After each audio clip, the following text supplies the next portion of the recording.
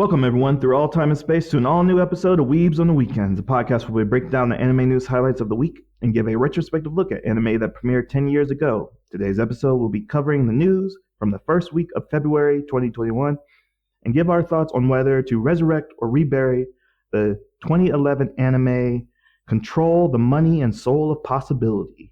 My name is Jay Johnson. I'm a part-time weeb and full-time English language sensei, and with me, as always, is my co-host Sam Martinez, part-time weeb and full-time automail mechanic. Now, Sam, I want to wish you happy anniversary. So this is our this is our 40th episode. We have been recording for basically a year now. Our actual anniversary date was April 5th, but the previous episode was like a weird number. I didn't want to celebrate the 39th episode. I wanted to round it out with episode 40. So happy We anniversary. like even numbers here. Yes, we love even numbers. And it's been nice married to you as co-host for a year. But Thank you for pulling up with all my crap. I know I've had to put up with a lot of yours. I don't know about that. I think I'm the better spouse, but whatever. We both have our opinions. Yeah, I have the better opinion, but yeah, that's true. Yeah, so it's been a crazy year to start a podcast in the times of the big C word, which we still can't really talk about with getting dinged. So yeah, it's been a really cool ride. I don't think we'll do like a really best episodes of us, like 40 episodes. We really don't have enough to talk about like what is our best episode or what is the best anime we've covered. We kind of haven't talked enough about anime yet. So let's just say happy anniversary and to another year of working together. Yes. Cheers. Right. I feel like it would be a little bit like jobless reincarnation, where we would have to celebrate every 5 years or something like that. I feel where it would be kind of special. Oh yeah, that's fair to say. Like, oh yeah, half a decade has gone by. Let's see. I mean, we do like 40 episodes every year. That's 4 times 5, so 200 episodes. So yeah, Oh yes, that would be good. That would be a good one. We need to come up for a good idea of what that anniversary would look like. If we need to give us ourselves what's it? It's like some sort of special angel food cake that I think that the Japanese like. I can't remember. oh It's yeah, supposed it to is be Asian like food. Yeah, it's like face cake. yes, that one. Yeah, yeah, and yeah. I mean, we should have cheered. I would have bought some tequila because that's my favorite drink. What would you toast with? So I would have a glass of tequila. What would you have? Oh, rum, spiced rum. Oh, spiced rum with 2 ice cubes or I Coke. want to try the one giant ice cube. I've always seen it in anime, just Mm. to see what the giant ice cube would be like.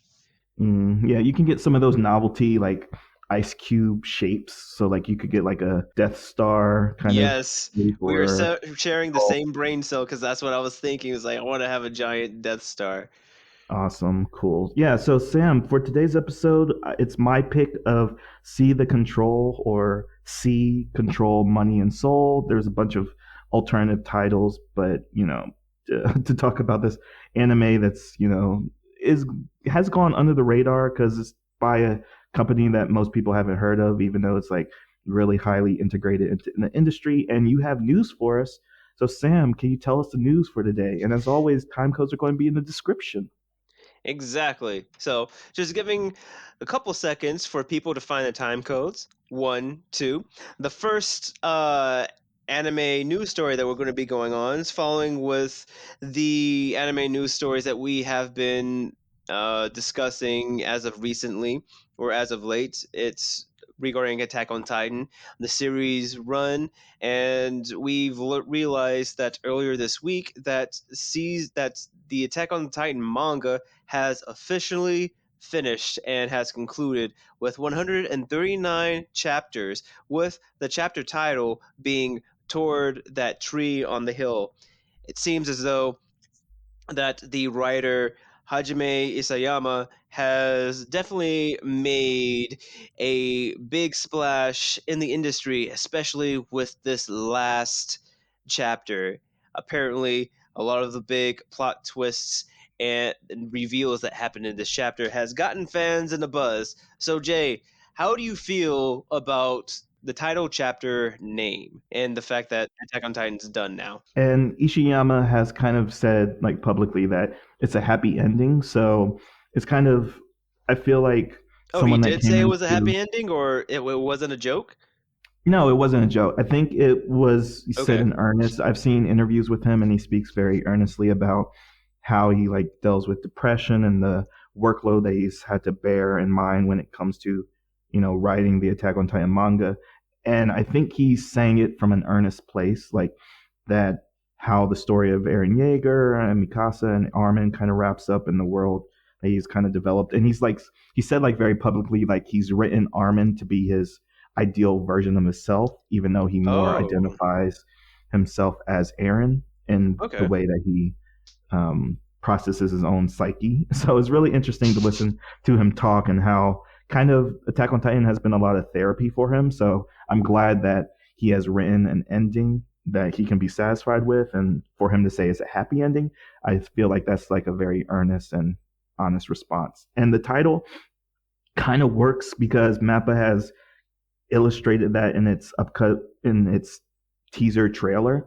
So like the tree that's in that title is very a pronounced thing image in the teaser trailer. So I'm thinking like all of it's connected, and I think Mappa again has animated the season already, or they have a very busy year, and it's the second cores of this is slated for winter 2022. So I love the title. It's kind of uplifting in the way of knowing like what is tree and how does the whole history of Titans work, and that can be talked about like through branch theory of genetics. And I'm like, acceptable title. No, it's interesting that you talked about Mappa and their animation because I've seen in other articles that people were hyping up the later season for the later half of the season, saying that it's the best animation, or at least the best animated version of Attack on Titan that we have seen up to date. So all this is still just fueling the hype train for Attack on Titan for us to really see it all in its animated glory. I also am very relieved that you said that it's a very uplifting ending because most of the series has been anything but. So it's very reassuring to hear that you truly believe that it's going to be a happy ending, and with that chapter title, I now think about it in a positive light and am looking forward to it. So, on to the next bit of news.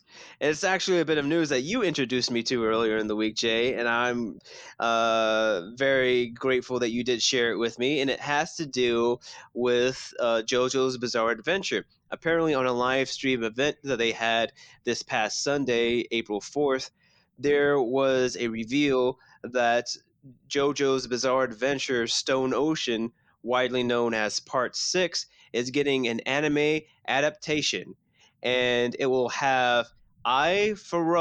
as the main protagonist of this part, who is known as Jolene Cujo. I, for one, again, being a JoJo fan, am all for it. Part of it mainly because I hadn't finished this part. For me, it's hard for me to find this part in manga form, so I've only got to know the story up to a certain point. So I would definitely love to see how this part was finished up.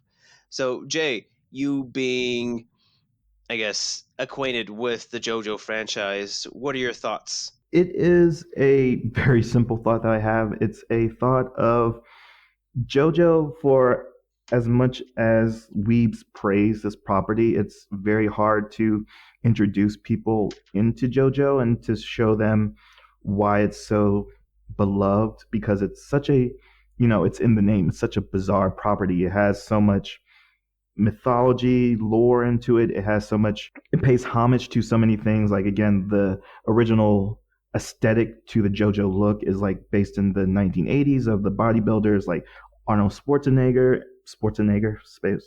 Arnold Um, Schwarzenegger. yeah, that's really close to a word I shouldn't say.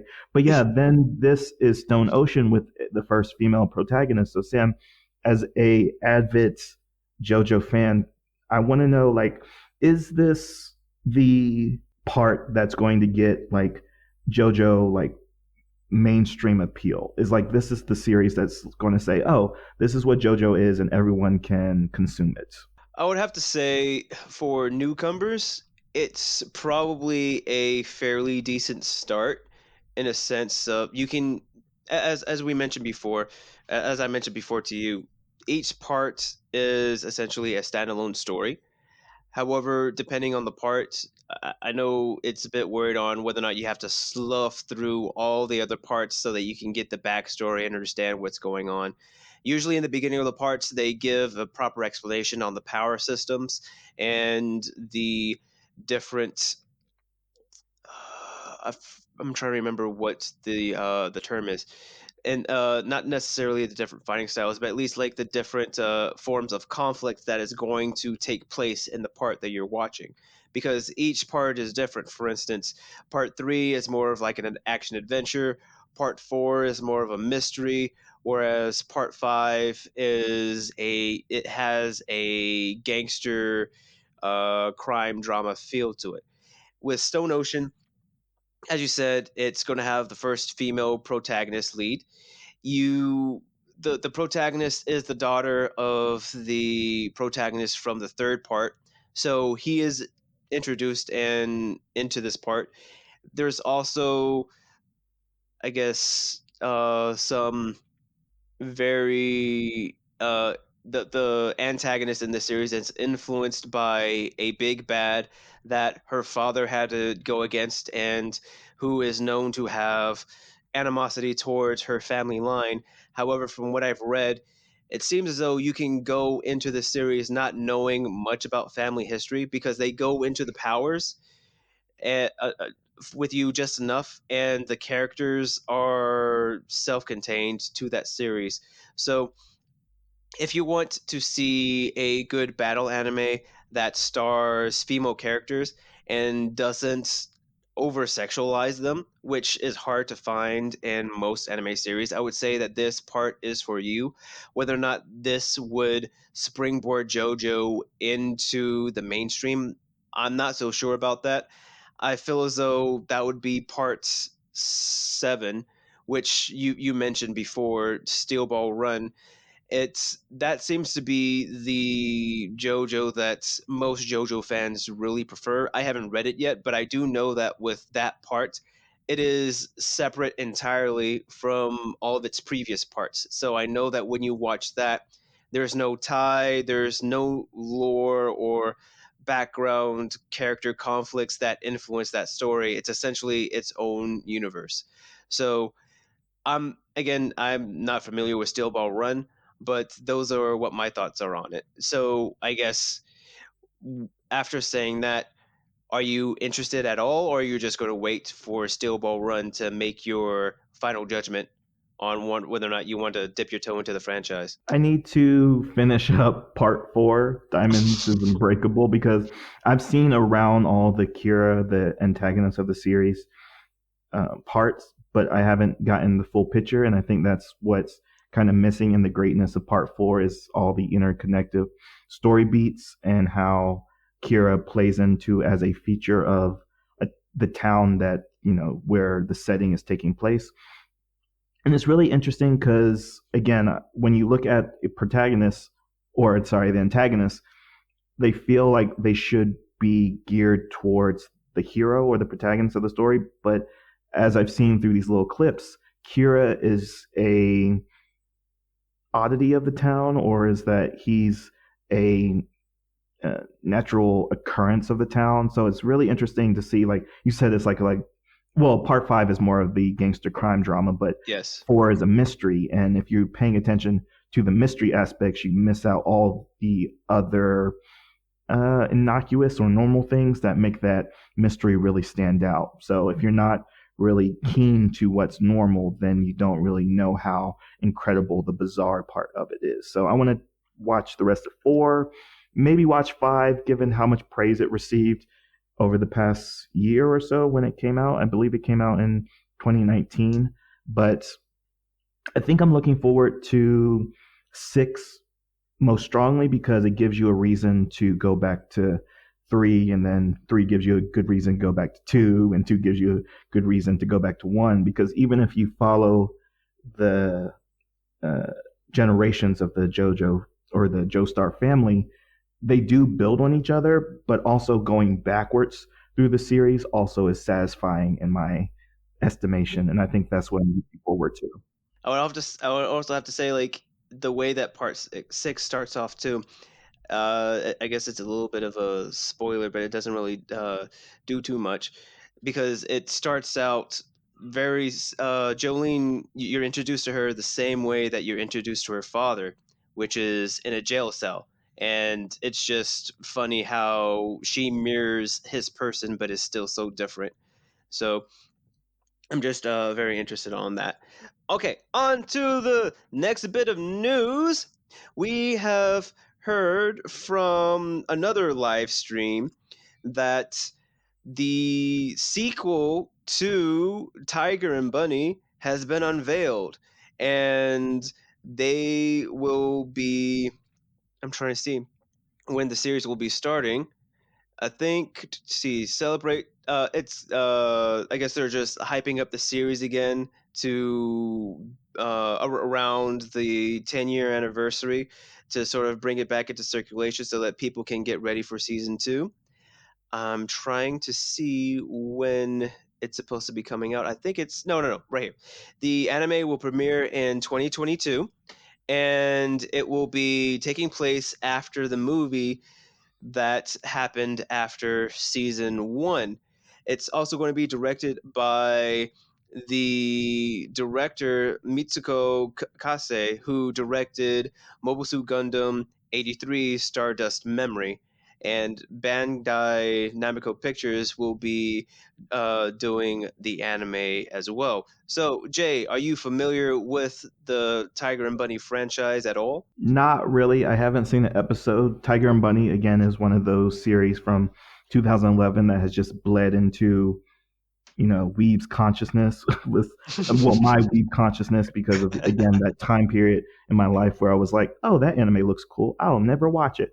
Kind of. But I think Tiger and Bunny is one of those series is that like at the hype of the superhero genre coming to like prominence in the West, this seems to be like the perfect time to revisit Tiger and Bunny, and I'm glad that they're actually getting a season two now because we're kind of in this like postmodern, if that's probably the correct term to it, of the superhero genre. I mean, a lot of the Marvel things have ended. We're in a time period of the C word, where a lot of movies like Black Widow, The Eternals are coming to streaming. We're no longer seeing the superhero genre as like on the silver screen. So that Tiger's Bunny is going to come out now. I'm very interested to see how they're going to take the superhero genre and address things that maybe Winter Soldier and the Falcon are doing, is that superheroes are commercial entities being owned by companies. And it's very interested to see what that is in 2021 when Amazon and all these big corporations are making billions of dollars off of people suffering and inconvenience. So I'm very interested to see what Tiger Bunny is going to say about it or even go out of its way to ignore it. And even that is a commentary in itself. It's funny that you say that because all of that you said is essentially what goes on in Tiger and Bunny season one. So essentially, the premise is, I would say, like, think about Tiger and Bunny as the progenitor for One Punch Man and My Hero Academia. Essentially, One Punch Man and My Hero, they took two aspects that were basically the core of Tiger and Bunny. As you said, a lot of these heroes, they are essentially commercialized. They're backed by big companies, and being a hero is a job.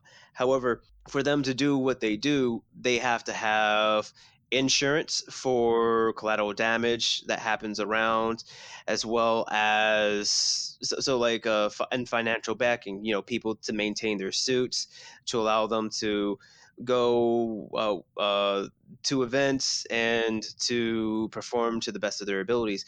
Essentially, you have these heroes that are going around doing their jobs with companies plastered on their costumes, much like NASCAR drivers have on their cars and on their costumes as well, to let you know who's backing them and what company is supporting them, things like that.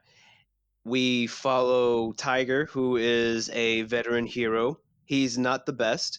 His company essentially sold the rights for him to another company because he was too expensive for them to hold on for them to be his handle.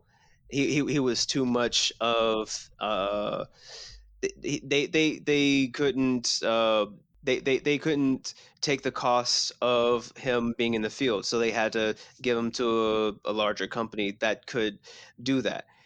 And with the larger company was going to take him and rebrand him, making him like a sort of a buddy cop duo with a newer hero that was coming up who had powers very similar to his.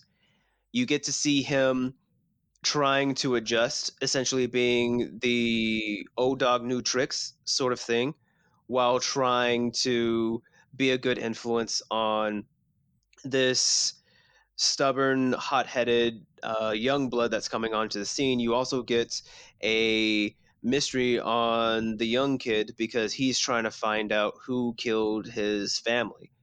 So it has like that mystery aspect, and it also has some commentary on what it's like to come into that sort of fame of being a hero at a young age, what it takes on you, the toll it takes on you, the toll it takes on your family, things of that nature. It was just very, very interesting, and I am looking forward to season two. So Jay, like after that, what did you think? Like how what did you think about your predictions having already been done? I originally thought that Tiger and Bunny was going to be a typical shonen, but as you've explained it now, it feels very mature. Sounds very seinen, for the older demographics, and I'm very interested to see it again now in in a post world where My Hero Academia has become popular. Like Stain is kind of like the OG bad guy in the series. Even like he probably ranks a little bit higher than All for One. Sorry, One for All for One, Yeah, All for One. yeah, all for one, all for one. Yeah, so I'm looking forward to season two now. Definitely given your um, description, and I mean, I guess we're going to have to watch it anyways for the podcast. So I'm gonna have to go back and watch it anyways. So looking forward to it. But yeah, I'm very interested to see. I guess particularly if it's going to keep maturing, like if it's a time skip, or now that it's 10 years later, is the buddy cop routine is no longer the same dynamic? Are they two equal partners, or is that Tiger is going to be on his last leg and maybe he has like some damages to his body and he has prosthetics? He's like the old dog. Is it the Creed kind of dynamic? So not only is he Oh, going to that be would be good. Yeah. the coach of Bunny, and yeah, it's like many different ways that the story can go. So yeah, I'm going to be watching it whenever it comes. Well, when it comes out, yeah, 2022. Yeah, that would definitely be a sight to see. So, talking about other old franchises getting a facelift or getting redone, we have our last bit of news right here. And Evangelion's Hideko Aino, sorry, sorry, Hideki Anno is going to be writing and directing a Kamen Rider film to come out in March 2023. Have you been exposed to the Kamen Rider series at all? I can hear the excitement in your voice, so I'm going to say no. I'm familiar with it enough through its iconic like characters and like the writer's build and how prolific it is in Japanese culture. It's like one of those properties that again hasn't really translated well. I mean, we have Power Rangers, but that was very much a isolated thing to the 90s, the Mighty Morphin Power Ranger series, up to I would say Quantum, or Space is kind of where the popularity dropped off. Like they had Wild Force, I believe, in the 2000s, and then it's kind of been like decreasing returns, diminishing returns every single iteration of it. So it's still going strong in Japan. I mean, it's just like one of those things that is solely Japanese and how it presents like the hero. Like again, that's something that we even saw in Onohana recently, that the main character does like one of the Common Rider poses in that series. So yeah, Sam, can you tell me why you're such an avid fan? It's I'm glad that you had mentioned Power Rangers because I was a huge Power Rangers fan. When I became a mature weeb in my college days, I was exposed to the Kamen Rider franchise. The best way I can describe it is Power Rangers for teenagers, young adults, almost, because the way the subject matter that is done in the Kamen Rider franchise. It's the themes that they talk about. They're very heavy, very mature. There's also they're also more violent in their fight scenes. There's blood and there's also actual death. So there's actual stakes. Not saying that in Power Rangers there weren't stakes, but you knew that in the end the Power Rangers were going to win. They're going to be victorious at the end of the day. Whereas in the Kamen Rider series, and in a lot of the Kamen Rider series, when somebody could die, there was an actual chance that this person can in fact die. So the urgency of the situations that the characters were in, they felt very valid and very real. Also, it was very interesting to me that the director for the Evangelion films wanted to take this on because it's not going to be an animated project, it's going to be a live action film. So it would be very interesting to see somebody whose main works were in the anime realm and to see him direct a live action film as well. It From the article, it seems like he was a big fan of the franchise in the day, so it seems like this film may be a by fans for fans type thing. For sure, it's one of those. Again, it's like one of those properties that's just ingrained inside Japanese culture, and like everyone has kind of done their own interpretation of it. Kamen Rider has like multiple crossovers. Like again, like if you go down through like every iteration, like there's a new standout Kamen Rider series that is like the best Kamen Rider. Even like you have like your favorite, but it's one of those property that has longevity. It's a property that has multiple uses. It doesn't get old. Again, it's like basically a procedural with Japanese television. Is that it's monster of the week, but it's also for mature audiences. But then it can also be for kids. So it is a property that's molded by whatever demographic as well as whatever creator goes into it. And how Ano has gone with Evangelion, I'm very interested to see what take that he puts on the Kamen Rider franchise. Is it going to lean more to like the heaven Christianity imageries that he uses in The Evangelion? Maybe Evangelion. he go maybe Shinto, or is he going to take a whole religious approach to it? Because again, if it's a fan, kind of like what we saw with Josh Wheaton or Zack Snyder with the like Justice League um, iterations. Like they're very distinctly different. What is Ano's like take on the Common Rider series? Because he's taken other properties which don't come to mind right now, but he does have this reverence for a series. So I'm very interested to see, in the same way that you are, probably what he has to say about it. Definitely. I want to say, looking back on the article, it mentioned Shin Godzilla, and correct me if I'm wrong, but that was live action, correct? Wasn't it, Jay? Yeah, it's live action. Okay, so then and I would say Shin Godzilla was a faithful iteration for Godzilla. So I think, like after seeing that, I can see him doing Kamen Rider justice because Shin Godzilla it seemed more of like an updated version of the Godzilla franchise, something that could be in our time, and with something like the Kamen Riders franchise that could have been aged very poorly, I think he'll find a way to make it aged properly, or at least make it feel like it can actually happen in our own time. in that regard. So that's all that I have on the news, Jay. Sweet, sweet, sweet. Thank you, Sam, for the news. Now we're going to transition into our anime review of See the Money and Soul of Possibility. And Sam, this series I picked is because I've heard it's terrible. Yeah, so we always give the 3 episode review to see if it's worth like resurrecting, meaning that it's worth our time at the new anime season, or should we just keep it buried? Should no one talk about it?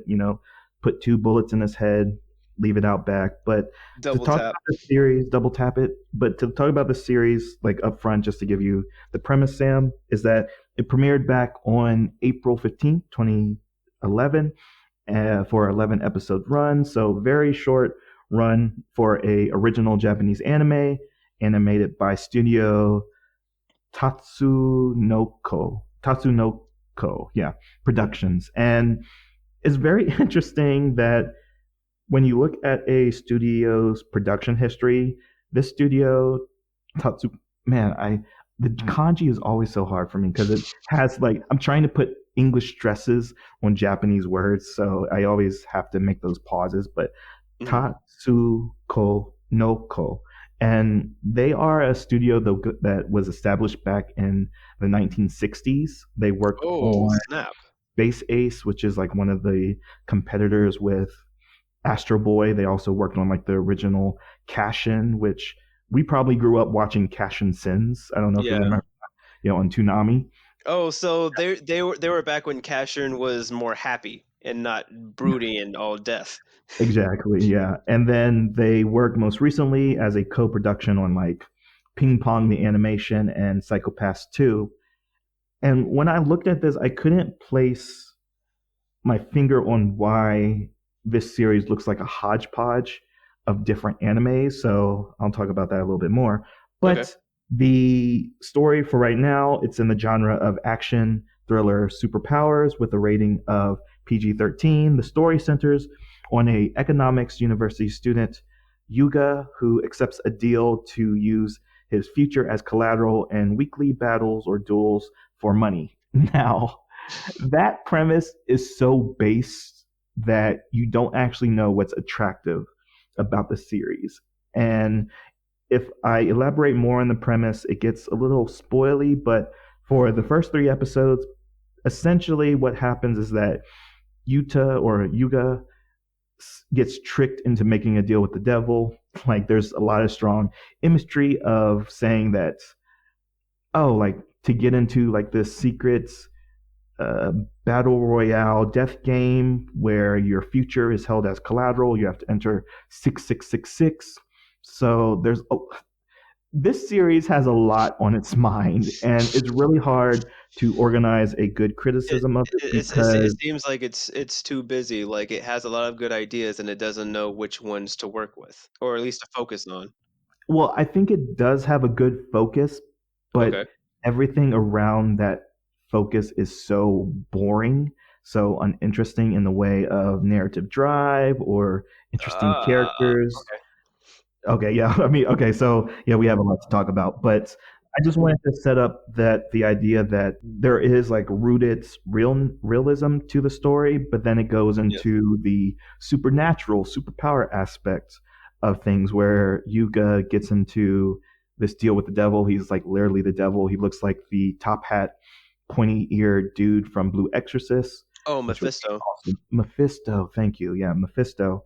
And then he gets teleported in a taxi car that kind of looks like the British car from Harry Potter. You get like a secret card that takes you to like the platform in 9 3/4, and then it gets you Yes. into a computer 3GI world that is kind of garbage to look at. That looks very much like Handshakers, most recently in 2017. So again, like But remember, this was back in 2011.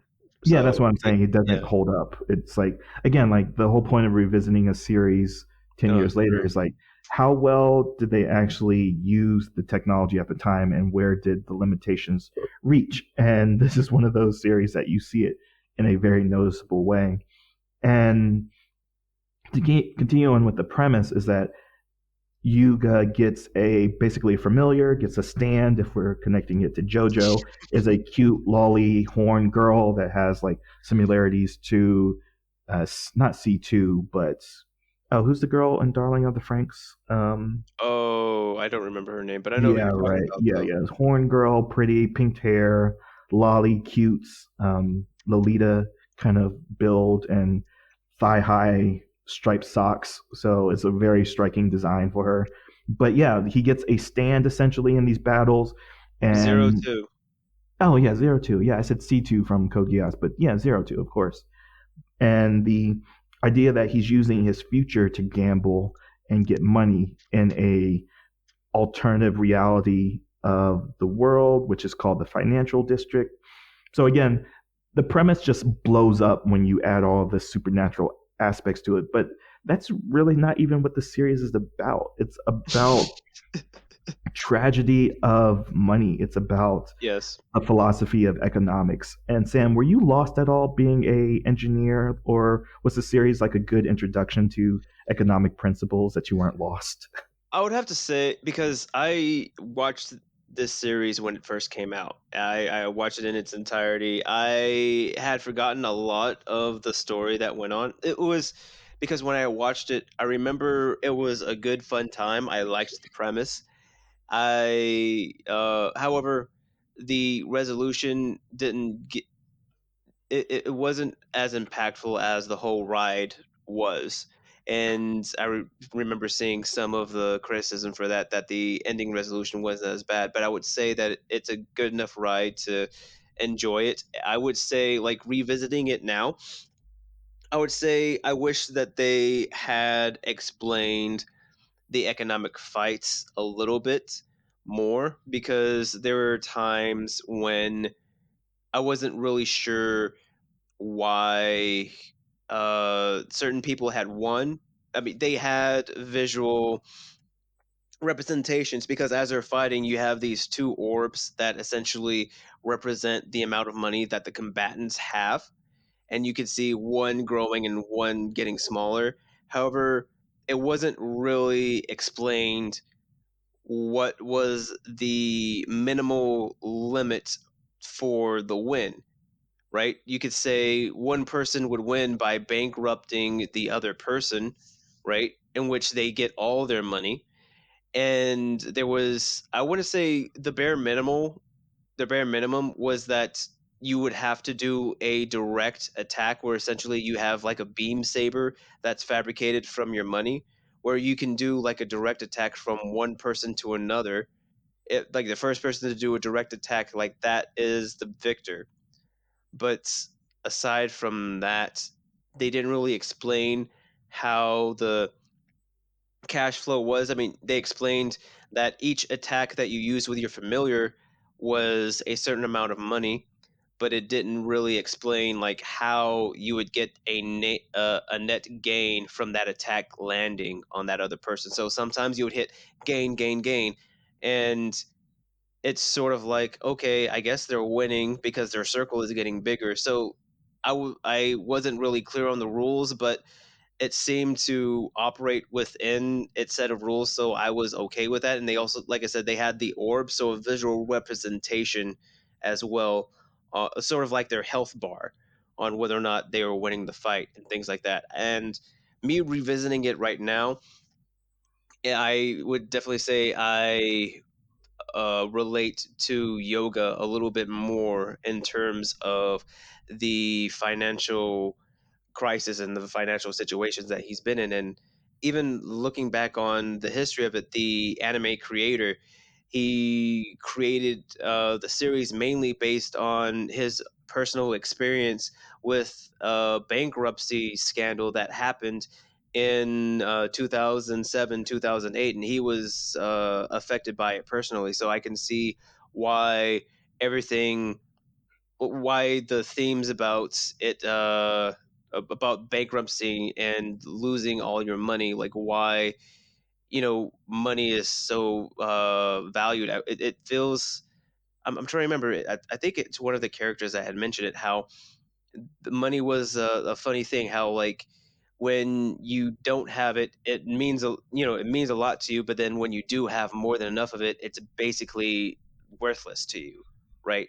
Again, just talking a little bit about the different philosophies. But what about you, Jay? Like, did you feel as though it was what did you think about the philosophies and the economics that were in the battle system? Was it clear cut? Was it muddled? I like how you talked about the global recession in the 2008s. That was like that was so funny Is to listen to you say that. It was like, oh yeah, you know that thing that happened? Yeah, it's the Lehman uh, Brother bankruptcy that happened in 2007, which led to like a global recession in 2008. I guess we were not young. I mean, we were young that we didn't really realize what was happening, of course. But yeah, it's a big thing of tragedy and like things like uh, suicide skyrocket during that time. Again, I think that's the commentary that the series is talking about or yeah, focusing on. But to say that the power system, you're very much a power system junkie as well. I think you love a good, hard, defined yes, power system, and it's really hard to come by. It's very hard to actually create a system, and this series does not have it. Again, like you said, the visual representation is there, but it's not very concrete inside of what is actually happening. And episode 1 through episode 3, again, that's what we're talking about, is putting battles on display, but it's very unclear about how Yuga really wins. Sure that his familiar is like a fire base. There are like a lot of different users that have different, they're called assets in this world. They're stands, they're yes, assets, and they are the embodiment of their user's future, but it's really unclear what that means because in the first episode, it's like a giant ape and he uses like metallic balls that if you add money into its attack power, they get bigger, I guess. But yes, yeah, and then you again you talked about those two spheres that are battling each other, and then when you win, you get basically how much money that the other's person's future is worth. So you really only have as much value as your future is worth to gamble. Again, that's like potential, talking about how much money an individual can actually earn in their life. And it seems to be attached to real world consequences. So everything yes, in episode 1 through 3 makes me think of better anime where like these systems are being implemented, like with the economics. So like again, there's so much to talk about. Is that this series does delve into economics, but it doesn't deal into explaining to the audience why economics matters because they explain philosophy behind money. So, like, if you think about American movies like Wall Street comes to mind, or was that Leonardo? Wolf of Wall Street, Wall yeah. Wolf of Street, Wall and Wolf Street. of Wall Street. Yeah, talk about what actually money is and why it functions as the way it is. But this is more like a lecture course on the philosophy of money. And God, is it boring.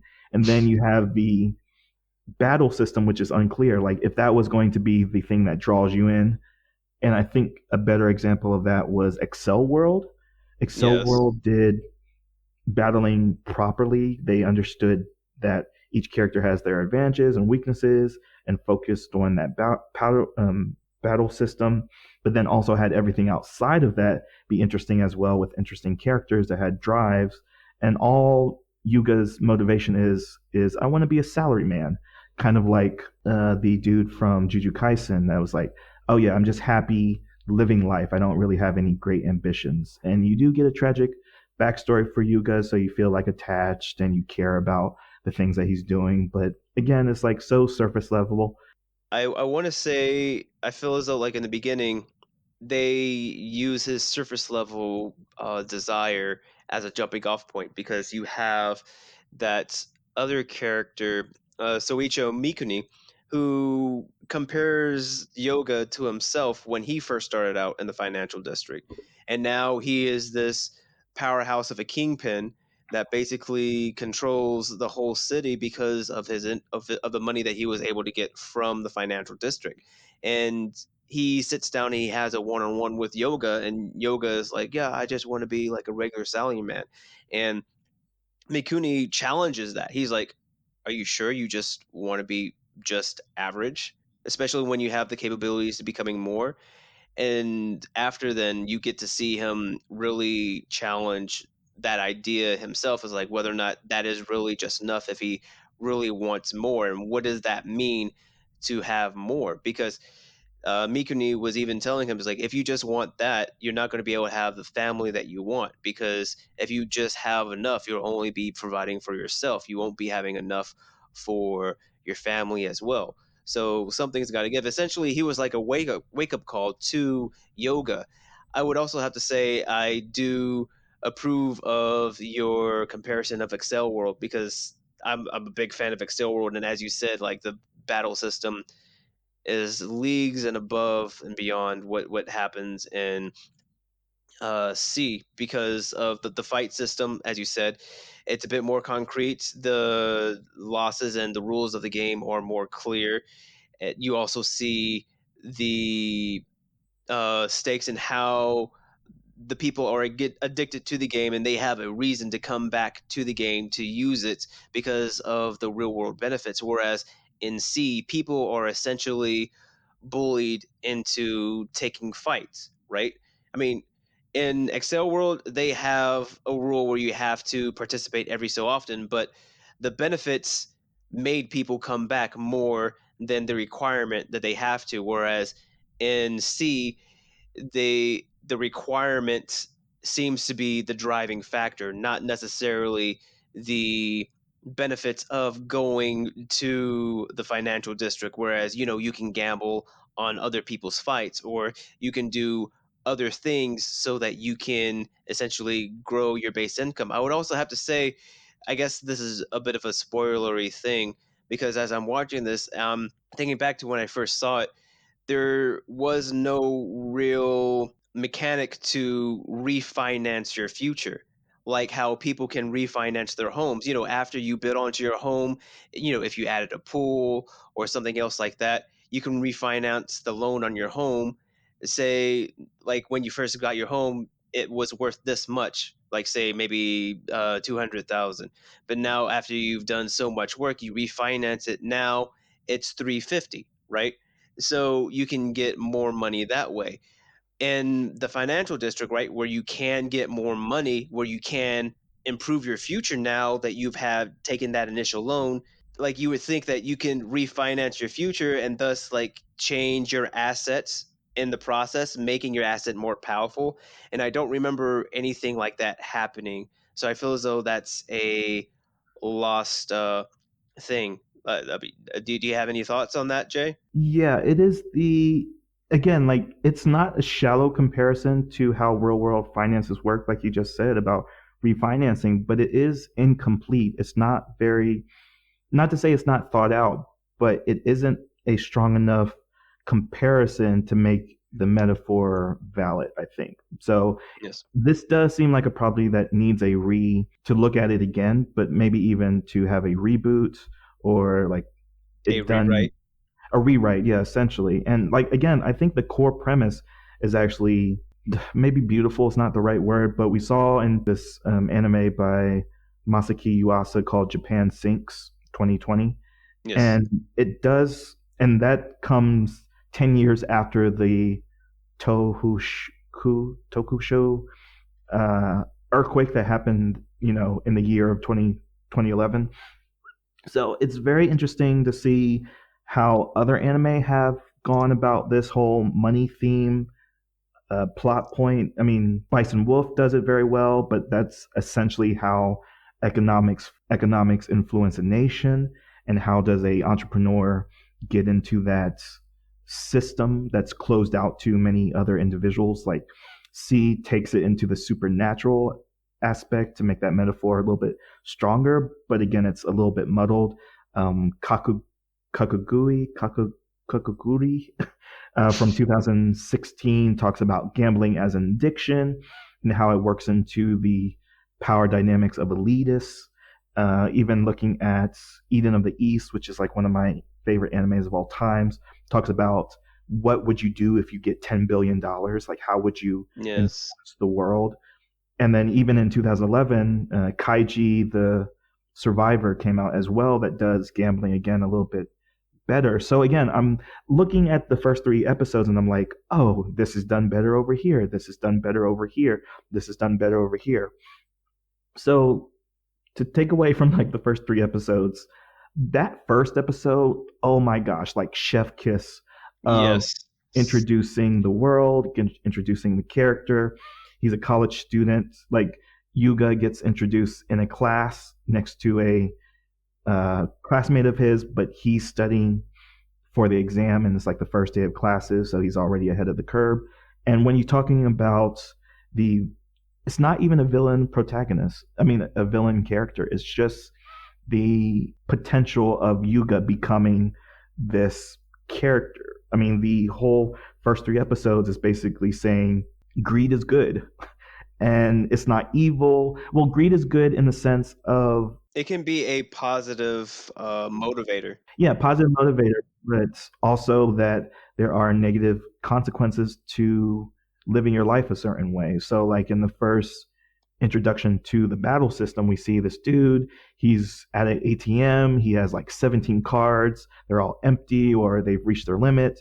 And then he's driven to participate in this game, which the money system in the game is called the Midas. So it's even paying homage to like the gold system.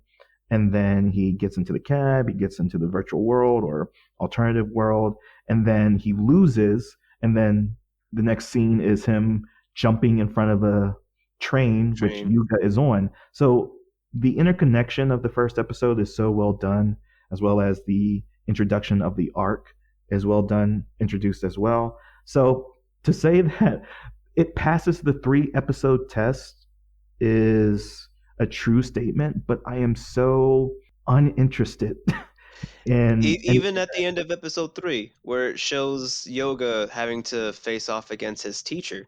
well, yes, because I feel like it's not, it is going in a direction of, what's the dude's name again? Is it Misuki? It's Soicho Mikuni. Yeah, Mikuni. Is that he is one of those villains that you can sympathize with, empathize. He probably has a good backstory, and he's talking to this god character in like episode 1 and throughout episode 1, 2, and 3. So you get the idea that sure, he's going to be the mentor that either gets betrayed or betrays his protege, but is also like, he's not villainous. He's not the bad guy. He's just a guy doing what he has to do to get the things that he wants. And there's so much moral gray to the first 3 episodes, is that it doesn't make for a strong series, I think, or a strong Okay.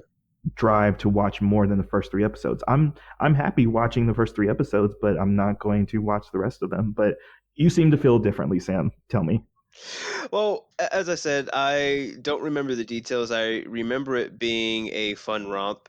And going back at these 3 episodes, it sort of reignited a fire again.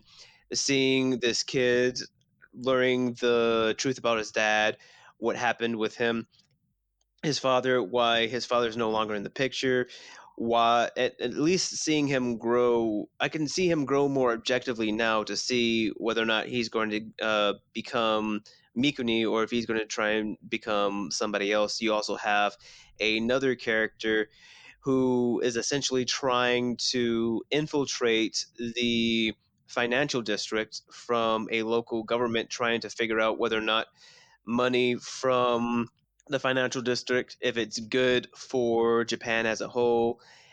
And it seems interesting in that aspect.